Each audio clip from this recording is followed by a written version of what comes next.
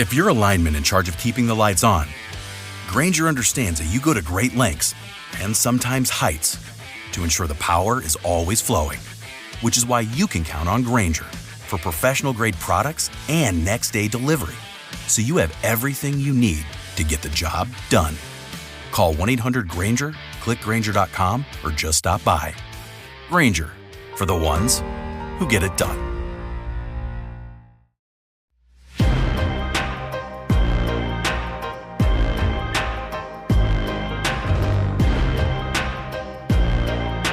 Welcome, everyone, to another episode of Streamed and Screened, an entertainment podcast about movies and TV from Lee Enterprises. I'm Terry Lipshetz, managing editor of the National Newsroom at Lee, and co-host of the program with Bruce Miller, editor of the Sioux City Journal and a longtime entertainment reporter. Bruce, we're both back. We're both back from, mini vacations. I've never been there. I would love to go to Red Rocks, and I have not been able to go there. Is it cool? Oh, my goodness. It is fun. So I took a little trip. My youngest brother was having his birthday. He lives just outside of Denver in Aurora, Colorado. I have another brother in Richmond, Virginia, and our favorite baseball team, the New York Mets, were in town to beat up on those poor Rockies, which they are such a horrible, horrible team right now. Historically bad. They're so bad. It's like they're going out of their way to be bad because how can you be this bad? Do it free agency and are they throwing it to win bets? Maybe. No, they're just terrible. But anyway, so yeah, we went out. We saw 3 games. When my one brother flew back, I ended up with one extra day, and so me and my youngest brother, we headed up to Red Rocks, and they generally have music almost every day of the week through the summer. But that day they didn't. But what they do on select dates, when they don't have a big act coming in, they have what's called Film at the Rocks. And I thought it'd be appropriate to talk about that here because we do film and TV, right? So Film at the Rocks, they've got about a half dozen of these dates a year. They show a classic movie. They call it a classic movie. And they open up with some music and then some comedy and whatnot. And it's just a really nice night. Now, some of their movies range from these are classics, right? They're going to show one of I think the original Willy Wonka movie, the one with Gene Wilder. Okay, all right. So they're going to show that one later. I'm pretty sure it's that one and not the newer one. They're going to show one of the Pirates of the Caribbean movies. I think they're showing Legally Blonde also. So classic movies is up to your own interpretation. But the one we went to was 2001, A Space Odyssey, which is truly a classic film. So it opened up. We get there early. I'm not the most physically fit person, but I'm in decent shape because I have to umpire and stuff. So I have to run around a baseball field. I got to move around. Man, walking up that hill to the theater at a mile above sea level is tough. Do they have seats assigned, or can you sit anywhere, or what do you do? They've got 2 areas of seating. They've got kind of like a roped-off, higher-priced area, and then the rest is general admission. It was $25 to get into the general admission. We sat fairly low down, kind of in the middle. It was perfect seats. Right at dusk, a local band came out. They were from Denver. They were been together for years, and it was their first chance to play at Red Rocks, so they were excited. They opened up with a little bit of David Bowie, some Space Odyssey. Okay, yeah. To kind of do that, but they were an original band, not a cover band, but they just had some fun with the night. They were wearing these space suits. It looked like they went to an Ace Hardware and bought painters things and slapped Devo. Right, it was very Devo-ish. The band itself was, I don't know how I'd label them, a little bit of an alt-rock band, but they had hints of Fountains of Wayne, which is kind of a lighthearted power pop band from New Jersey. And then, they Might Be Giants, which is a little bit of a comedy kind of band. So it's a little bit of that, those two. And then a comedian came up afterwards and he did, a little set. And then the movie came on, and they come up and it was really interesting what they said. They're like, Have some fun, basically. Don't just sit there and watch the movie. You're encouraged to get up and dance and cheer and applaud and do, you're not going to really dance at 2001 Space Odyssey, but have some fun, right? So, the movie comes on and they said the film opens with like a 3-minute musical interlude, right? So there's nothing. It's just pitch black. So they kind of warned you. And then they said there would be a 3-minute intermission in between. How does that give you time to run up the steps? Yeah, I wasn't going anywhere. I did one walk up the steps and I was done. Do they bring concessions around? So when you're sitting there, so you better get it before you go in. We did. Yep. We went in, we walked to the top, got some concessions. I had to take a few step breaks because it is a lot of steps and I was not yet acclimated to the climate altitude, but yeah. And then we went down, had our seats, we watched. It was fun. I had forgotten a lot about the movie. It's been a long time since I had seen it. I thought it held up pretty well. Really, the parts that I felt it didn't hold up well were near the beginning, where the dawn of man, sure, with the apes kind of beating on each other. That looked sort of cheesy, but I thought the space stuff in general looked pretty good when you consider the film was made in 1968. The special effects still hold up pretty well. Some of the stuff was interesting, like, when that scientist first gets up to the space station and he gets off, and I think it may have even been in, like, I don't know, a Continental Airlines type of thing. I remember a logo. There's a Howard Johnson hotel on that space station. There's, like the Bell video telephone. Things like that were kind of interesting, that they were playing around with that product placement for things in the future. It was interesting like that. Now, where it got a little bit weird was things would happen, like the ship would dock and everybody would start applauding, because remember, they told you to have fun, interact. Where it got weird was when, that scene where Hal starts killing the crew. Yes. And he's killing the crew, and it shows, the people in hibernation flatlining. Everybody starts applauding. They're like, come on, you can't root for Hal. It's like Rocky Horror Picture Show. You just you cheer for whomever. How was the sound? Because that place is known for its sound, but would the film sound good there? It was such an amazing night. It cooled off. It was hot during the day, but it cooled off. The lights were up on the rocks. The sound was amazing.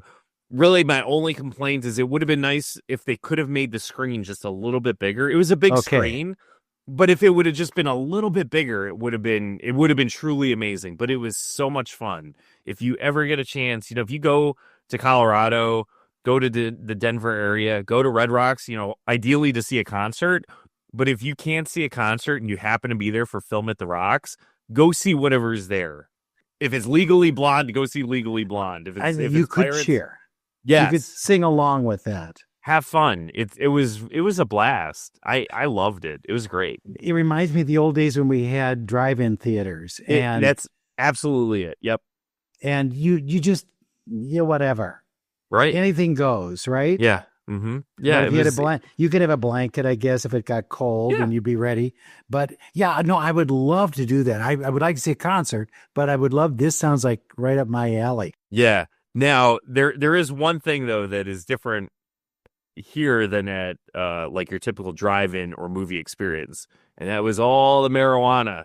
Man, it is legal out in Denver and in the state of Colorado. And it was like you're sitting there and all of a sudden this haze is smoking down on you. And it's like, oh, I forgot that is perfectly legal here. It's a different high. Yes, Rocky Mountain High. Right, it's a different one. John Denver would talk about that. In the 80s, they did a sequel to 2001 called 2010. Right. Yep. And I did happen to do the junket for that thing. And it was interesting how they really, really were selling it, thinking that it was going to be as big. And it just wasn't. It wasn't. because the thing is, it's not the people doing it that did the original. And I think that's where you wind up with that problem. But hey, we're getting Spaceballs. So will we get another, Spaceballs 2, another round of those people? Because Mel Brooks is still in it. Rick Moranis is still in it. So, it's a real weird mix. Which ones do you reboot and should you reboot? And I think 2001 was one you should leave alone. Yeah. Yeah. And it's such a unique movie. They had some trivia up on there before the movie started, because that movie had very little dialogue in it. It was really driven by the special effects and the music, the symphonic music. How much dialogue? So the movie ran about 2 hours and 20 minutes. How much of that is dialogue? Do you know? Do you think you have a guess? Would I guess 20 minutes and that'd be it? A little bit more than that. Half hour? A hair more. 45. 40 minutes. Okay. Yeah. So two-thirds of the movie was just music.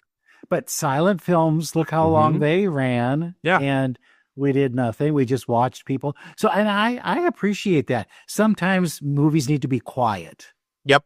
Yeah. What an experience. That's great. And your team won? Yeah. Does it get any better? It was a sweep. So was the brother's birthday a special one, or was it just we needed an excuse to get out of the house? Excuse to get out. It just the coincidence of the Mets being in Denver at the same time as his birthday. It's not one of those things. Are you one of those people where we must celebrate every relative's birthday on every given day? Yeah, no, that's not me either. In fact, if I acknowledge it, lucky, we're good. Yeah, no. And the only other thing, I'll bring this up, is have you ever eaten at an In-N-Out burger? I love them. Yeah. Totally overrated. Oh, you think? Well, yeah, but I like them. I really do, because good. Did you try a special menu, or did you try? Yeah, that's what they said. You got to go off menu. So I did the 2x2 animal style. Okay.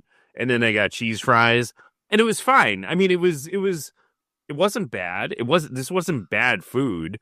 No, but it's like it's like Chick-fil-A. Like Chick-fil-A has that cult of Chick-fil-A. Like, it's the greatest chicken ever. You got to eat Chick-fil-A. And it's not. It's fine. There's nothing wrong with it. I like Chick-fil-A. I liked In-N-Out. I'd rather go to Culver's. Like, I love Culver's. It's really, to me, Culver's is at the top level. And I know I live in Wisconsin. People are like, oh, you're just a homer. I'm from Jersey, right? So I have no like built-in allegiance to Culver's. I moved out here and it's like, wow, that's the best fast food restaurant I've ever been to. Culver's has good fries. But I like Shake Shack too. Ooh, yeah. Yep. So, but yeah, it is a thing that you have to do. You have to go to In-N-Out. And I think what I liked most of all is that it's a limited menu. Mm-hmm. The people are very proper. Is that the term I want to use? I mean, it looks like they're trained in their robots, and they're very good about everything. They're very good at making sure that you want, because I need gluten-free. They don't have a gluten-free bun, so they're going to wrap it in this lettuce until you can't find a burger in there. But I appreciate it, and they're very good at dealing with me. The fries are not the greatest, but there's a lot of them. So that by the time you get the end of them, you go, okay, I've had it. But you must go. It's a rite of passage. Yeah, and I did, and I'm content. I don't ever need to go back to In-N-Out again. And if I did, it would be fine. I would enjoy it. Was there a line there out front? Oh yeah, it was pretty crazy. See, that's what I don't get, because I'll go there in Los Angeles, and you go, really, a line? There should be a low period, but there always is. Yeah, it was both. My brother was telling me that not only was it like insane when it opened, it was the line was like 2 days long to get in. But it also turned into a huge super spreader event at the beginning of COVID. Oh, no. Because they had a COVID testing site across the street from the In-N-Out burger. And what people would do is they would go get swabbed for COVID and then drive across the street and get In-N-Out. No. So they actually had to put out a public notice saying, like, if you're going to get tested for COVID, don't go to In-N-Out afterwards. You're, like, making things worse. Oh, that's funny. That's a hoot. If you're a lineman in charge of keeping the lights on, Grainger understands that you go to great lengths and sometimes heights to ensure the power is always flowing, which is why you can count on Grainger, for professional-grade products and next-day delivery, so you have everything you need to get the job done. Call 1-800-GRANGER, click Grainger.com, or just stop by. Grainger, for the ones who get it done.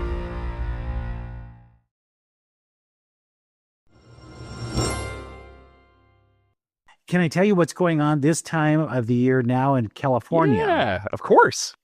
Not COVID, but it is Emmy season. Next week will be the time they nominate.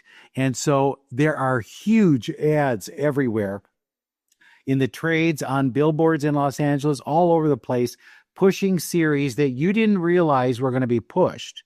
I was surprised at the ones that really aren't getting any attention, and then ones that are getting a lot of attention. The studio, if you haven't seen it, will be a big player. And I didn't think it would be. I thought it was going to be, okay, it's whatever, because I think it's too inside baseball for the vast majority of things. It's going to get a lot of nominations, and it'll get them in the guest actor or supporting actress categories. That's where that's going to come home. The Pitt is going to be huge because that has a lot of actors in it too. There are ones that I thought were going to get better. English Teacher, which I thought was going to be a huge one, nothing. I think that's going to be a big bust. Four Seasons is going to get attention. So will Nobody Wants This. I think that's going to be big. Your Andor is going to be huge. Oh, yeah. They're now phrasing it as, this is the best ever and it's the last. And those kind of things are like just bait for these people to nominate shows. And then I think we're going to have the White Lotus will be big because it's still in the zeitgeist, if you will, and people are talking about it. But there could be a big chance that one show could dominate categories. You'll see 3 or 4 nominees from just one show. And that's where it cuts out some of these smaller ones where they could get 1 or 2 nominations. Maybe they'll get none. But that's coming up this next week. They're going to be voting for the nominees, and they'll come out later what the actual ones are. And then we'll see where we stand on all that. But it's interesting that what you might think is the big thing, and Severance will still be big. Your Severance is still hot in there. But I think we're going to see surprises, and this year will be surprises because Shogun doesn't have a season ready. So they don't qualify. And then you see ones that have disappeared or gone away, no longer in the hunt. Hacks will still be in there too. Yeah. But, like you don't have the Succession, in there anymore. No, Succession is not coming up the futures for the people. So we'll see what happens. But and then our movies, we're coming up to the anniversary of Jaws. And I want to remind you that we're going to talk Jaws big time. If you guys have questions you want to know about Jaws, we'll answer them for you. I have an opportunity to see Jaws at 50, which is a new documentary about the making of Jaws. They're going to be doing a screening of Jaws on television, so you can get a sense of all of it. And a lot of, all that Shark Week stuff. Oh, yeah. There was a real worry that because of Jaws, we would have sharks nowhere. But I'm proud to say that they're back. And so sharks have avoided being extinct because after Jaws, they were killing off sharks. Shark hunting was a huge sport. That's right. They're back. So I think we don't have to do a benefit for sharks anymore. Yeah. Here's a question for you with Jaws, because that first movie was such a phenomena, right? It's like the big summer blockbuster. And then they did how many more Jaws movies after that? A lot. There were several. Jaws 2 for sure, and then Jaws 3D. Remember, it was Jaws 3D. Yeah. And I don't know if they came back. Was it Jaws Revenge, or they had some other oddball ones? Were any of those decent? It was just really the first one was good. No, they had the people involved, but they didn't have the writing or the reason. What's interesting when you look back at the old Jaws is how politicians were quick to say, "No, there's no problem here. There's no. We have businesses as usual," and it's what they do now. Right. You don't want to kill tourism. It's the summer. Right. We can't. No, just tell them everything's fine. Kids, get in the water. It's fine. Go ahead. You just stay a little closer to the edge and we'll be fine. Yeah. You know that Jaws, the movie, was loosely inspired by a real event. Right. In New Jersey. There was I think it was near Red Bank, New Jersey. And I remember eating at a restaurant down there that had pictures up from, it was like the 1920s. There were newspaper clippings and stuff. It was basically a shark had kind of swum into an inlet. And I think because of low tide or whatever, it kind of got trapped within the local waters and was terrorizing a community. Oh, wow. Not to the extent of like Jaws, where it was taking down giant boats, but it was just, it's scaring people. It's in the summer and you're going out to swim and there's a shark out there. So I think that was what led to the to the movie. Yeah, so. Well, and you know what's fascinating? Steven Spielberg wasn't nominated for Best Director, and he thought he was going to get nominated, and then it didn't happen. And I think it holds up. When you look back at it, if you watch it now, you'll say, you know what? That's a really good film. I think one of the keys to that, not to talk before we talk, is that they used local people. Were you ever on Martha's Vineyard? Did you ever go there? And no, never made it up there. No. Okay. I wonder if how that sat in the town, if they go, oh, we're really proud, or not so much. So before we wrap up, a couple of trailers dropped in the last week, and I'm wondering if you saw them or had any thoughts. First one up was they dropped the trailer for the second part of Wicked that comes out. Yes. Did you see that? Yes. And I'm not that excited. I'm not either. Because For Good is it's the best song in Wicked. And that's what it's subtitled, For Good. Right. And I would have played with that a little more. Yeah. Personally, I don't like the idea that they've got the Wizard of Oz characters in there as, the Tin Man, and you don't need that. You don't need that stuff. So we'll see. I'm not, again, I was disappointed that they split it to begin with.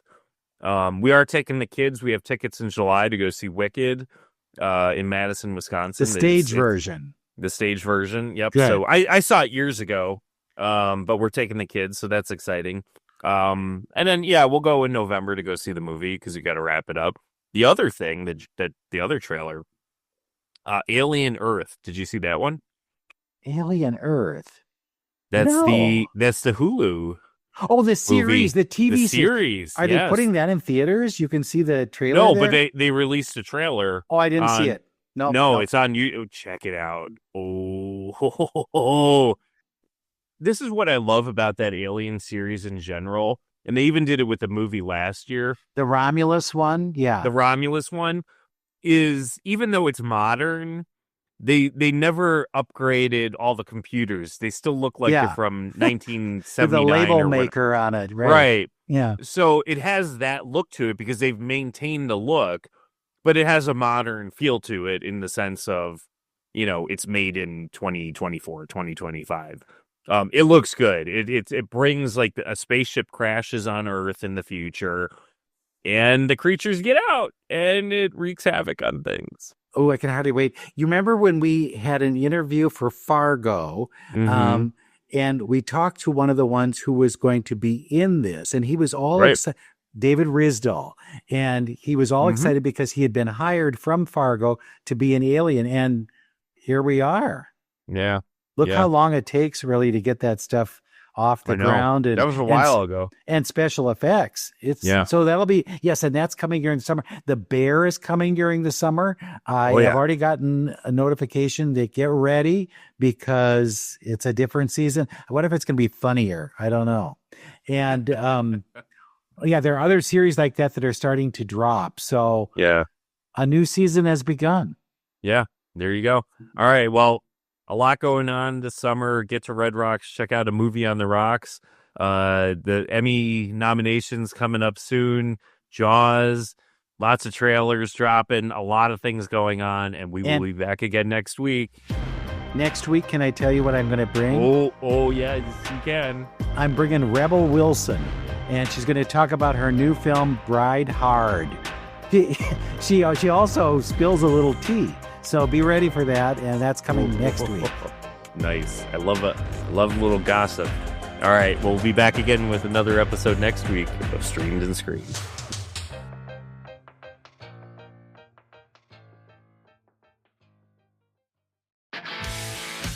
If you're a lineman in charge of keeping the lights on, Grainger understands that you go to great lengths and sometimes heights to ensure the power is always flowing, which is why you can count on Grainger for professional-grade products and next-day delivery, so you have everything you need to get the job done.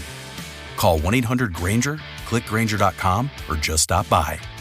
Grainger, for the ones who get it done.